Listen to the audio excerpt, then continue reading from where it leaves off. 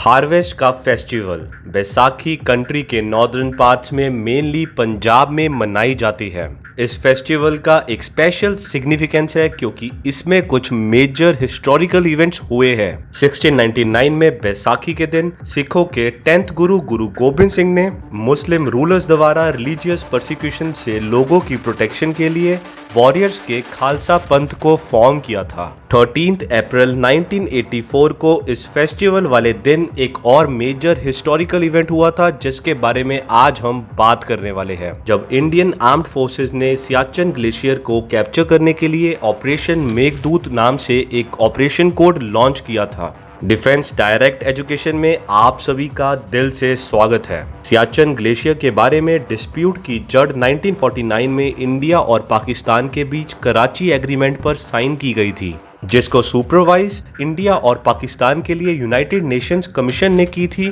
जिसने कश्मीर में cease fire line को एस्टैब्लिश किया था। 1949 एग्रीमेंट के अंडर सीज फायर लाइन का ईस्टर्न मोस्ट पार्ट को NJ 9842 पॉइंट से आगे डिमार्केट नहीं किया गया था। NJ 984 और चाइनीज बॉर्डर की बीच की टेरिटरी को अनमार्क्ड छोड़ दिया गया था। इसी वजह से दोनों कंट्रीज ने अपने अनमार्क्ड टेरिटरी को लेके क्लेम्स दिए by allowing expedition to the area.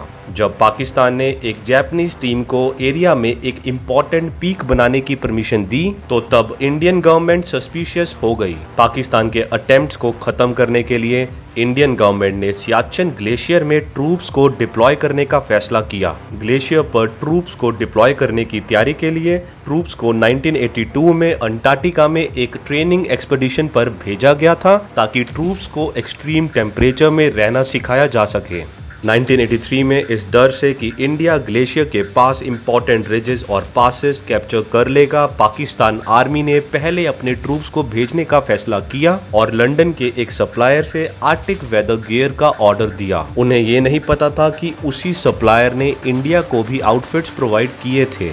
Intelligence reports के अनुसार पाकिस्तान फोर्सेस ने 17 अप्रैल को ग्लेशियर पर कब्जा करने का प्लान किया था और इसलिए पाकिस्तान फोर्सेस को रोकने के लिए इंडियन फोर्सेस ने 13 अप्रैल 1984 को पाकिस्तान फोर्सेस से पहले ग्लेशियर को कंट्रोल करने का प्लान बनाया था। ऑपरेशन का नाम रखा था मेघदूत, क्लाउड मैसेंजर। मेघदूत एक संस्कृत प्ले है which was written by Kalidas.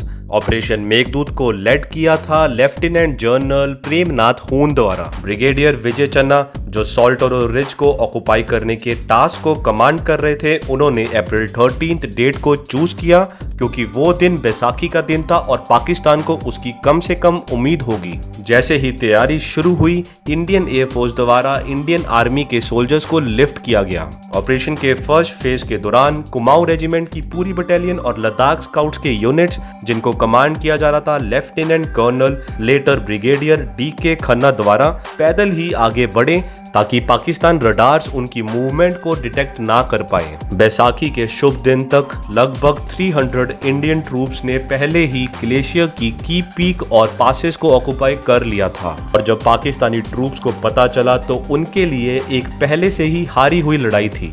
India को एयर ड्रॉपिंग पर ही रिलाय होना पड़ा, पर लेकिन पाकिस्तान के पास ग्राउंड के थ्रू काफी और भी रूट्स थे, लेकिन फिर भी वो सॉल्टोरो रिज के वेस्टर्न स्लोप्स और फुट हिल्स को ही ऑक्युपाई कर पाए। कोई भी विक्ट्री बिना किसी कॉस्ट के नहीं आती है।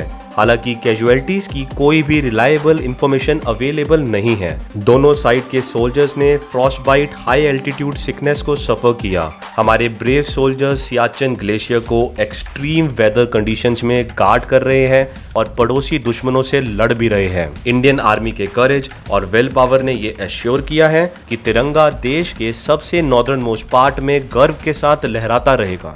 अगर आपने 10 top military operation conducted by Indian armed forces की वीडियो नहीं देखी है तो ऊपर आई बटन पे क्लिक करके वीडियो को चेक कर लो।